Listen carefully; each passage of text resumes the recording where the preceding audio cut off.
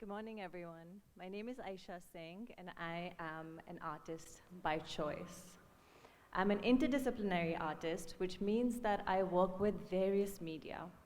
I create kinetic sculptures, which are sculptures that move and change over the course of an exhibition. I create sculptural line drawings. Now, imagine the way you create a line drawing on paper. If you could pick that up and extrude it as such that you can walk through and experience a drawing in physical space. I also create traditional drawings on paper with graphite. And I work collaboratively a lot. So I have a collaboration that's been ongoing for the past 7 years with a Miami-based Puerto Rican artist, Misal Soto, where we create large scaffolding and image works that take over facades of buildings, especially in art spaces that are located in spaces that are experiencing a lot of change in community.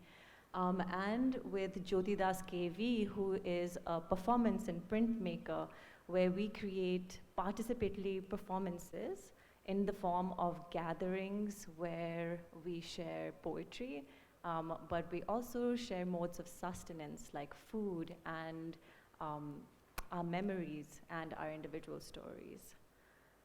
Well, when I was a baby, if you came to my house, you would find line drawings all over the wall, as far as my arm could reach. But I was only this short, so you can imagine my arm only reached this tall. I created line drawings, circles, little stick figures, with any material my hands could reach. And my grandfather at that time had banned my parents from getting angry at me. They said, "You will not get angry at this child for her art." And today I think of him as my very first supporter. That's where my journey begins. But I'll backtrack a little because I don't come from a family of artists that have been engaging with the art industry, nor are we a family of art collectors. We did not have any art conversation on the table at home, and often, of course, thought of art as a hobby, which in India is where we're at, right? Like, we are still in a place where the uncharted path is really scary, right? And it was scary to me also. I took so long, in fact, it came to me as something that I almost feared. It was a path that I had not yet thought of. Art came really naturally to me, and I took it for granted. I didn't appreciate it at all, and I never would have thought that I'd be doing this in life. In fact, in class 11 or 12, as you all know, you have to decide what you're going to do for the rest of your life, right? You decide what you're going to do in college.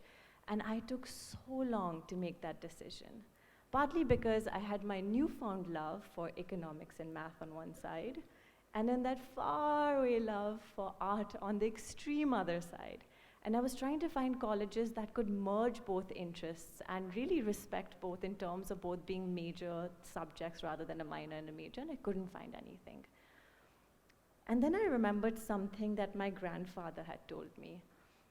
I'm going to quickly tell you about my grandfather, because at the age of 9, and this is pre-partition, he had lost his father, and it was a loss that they suffered as a family of 6 now, his mom, him, and 4 of his siblings. And he had to, as the oldest sibling, drop out of school, and he really enjoyed studying, and become the breadwinner of this family.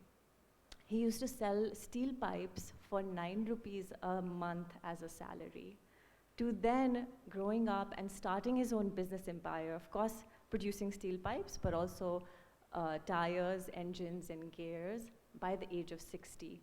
And he used to say, he said, "Oh, I wish I'd studied art." He said, "You know, it gives you such an open mind. It lets you problem solve creatively and think independently." And I thought, well, if I studied economics, I know exactly what I'd be doing. But if I studied art, I have no idea where life would take me. It was such a tough decision because people were saying, "Ayesha, come on, take life seriously," right? Like, you can pursue this as a passion on the side. They all thought that I was getting into something that was a waste of resources, time, and a useless degree. But I decided I'm going to do this, and I'm going to do this well, and I'm going to do justice to this. And so I went to college, and they asked me, what do you want to specialize in? And there were different options. There was only 3. There was painting, sculpture, and new media. And I thought, well, I've been painting all my life. I'm going to specialize into painting. Lo and behold, I started making these walk-around installations where you literally walk around and you might see this painting I've done quickly on the side to say, I've chosen painting, I belong here. Quickly to realize that I didn't. And when I then went from my foundation to my undergrad year, I had to again specialize into something. And it was the same kind of thinking. I thought, well, painting is something I've been doing for a long time. I am very familiar with it, and I kind of know what I'd get into if I studied it. Whereas sculpture, that was a whole new world. That was completely uncharted territory for me. I don't think I need to spell this out for you all, but of course I chose sculpture. And I didn't realize that in that moment I had chosen what I'd be doing for easily the next decade to come. Once I chose it though, my life was wild. I went from completing undergrad to starting a community space for creative people to come and meet one another, to then showing my work in London, in Brazil, in Delhi, in other places in India, in the US, completing my master's degree, and then also going for residencies. In fact, I just finished a month in the south of France last year and 5 weeks in Australia, and it's been a beautiful adventure. At the same time, I also started something which was a digital platform during COVID for artists to get the kind of help that I wish that I got when I was starting out. So how to sell your work, how to create invoices, create inventory, condition reports, challans, how to charge your GST for your work, but also giving people access to mentors who've worked in the arts for a very long time, giving them access to their legal rights in India as artists, and then also information about things that we're not really taught but we're all supposed to do, like how do you install a work? What is the difference between a drywall versus a brick wall? What are the different weights a screw or a hook can carry when you're installing work? And so on one side there was this, on the other side I started to establish a studio. We work with metal workshops, wood workshops around the country. I have an archivist that works with me and studio assistants, and in many ways, also had to register my company and register for the GST. In many ways, while forming all the formalities that one would have to go through while setting up a business. And in many ways, I get to be an artist every day. So I get to choose my own work hours. I can create artwork anywhere. I can exhibit work in different parts of the world. And really just anything I think in my mind, I can create as a physical experience for all of you to encounter.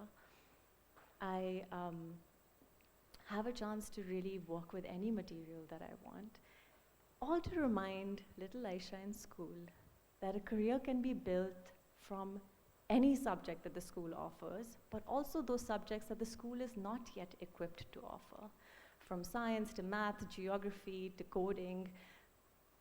The idea is that there's a lot of technology that has not yet been invented. There are jobs that have not yet been uncovered, professions that we may not have heard of, and also information that hasn't yet been unearthed. You have the ability to create and design your own unique life, path, and work. So while we award winners, while we think of certain successes or build names, what we do here transcends all of those accolades, because this is really about persistence and self-love. You find what you have discovered joy in, and you pursue it relentlessly, beyond the adversities that life may offer. So if the uncharted path beckons you, Please write to me, talk to me. I'd be happy to support your unique decisions. Thank you.